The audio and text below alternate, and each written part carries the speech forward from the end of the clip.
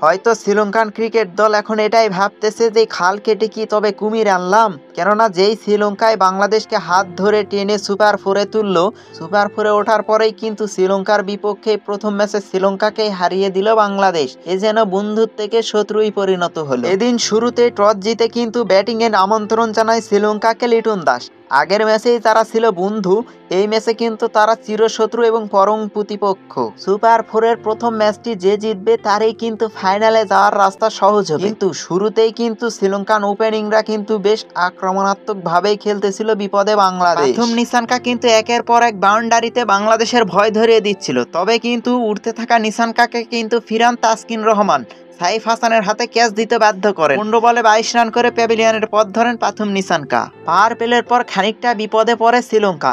দুটো উইকেট পরপর মেহেদি নেহায় কিন্তু আবারও বিপদে, ম্যাচের কিছুটা নিয়ন্ত্রণ চলে আসে বাংলাদেশের দিকে। মোস্তাফিজের প্রথম শিকার হয়ে কুশল ফেরারা প্যাভিলিয়নে ফিরলে কিন্তু ম্যাচের প্রায় নিয়ন্ত্রণ চলে আসে বাংলাদেশের দিকে। তবে এরপরেই কিন্তু তুলকালাম শুরু করে সানাকা। 12 বলে 21 রান করে আসালাঙ্কা ফিরলেও কিন্তু সানাকাকে ফিরাতে পারেনি বাংলাদেশ। সানাকা কিন্তু 50তেই থেমে থাকেননি, তিনি কিন্তু 37 বলে 64 রানের এক অপরাজিত ঝলমলে এক ইনিংস খেলেন, যারই সুবাদেই কিন্তু শ্রীলঙ্কানরা অবশেষে কিন্তু লক্ষ্য দাঁড় করায় 169। যদিও শুরুতেই বাংলাদেশের সামনে ছিল লক্ষ্যটাও নেই, শুরুতেই কিন্তু বিপদে বাংলাদেশ।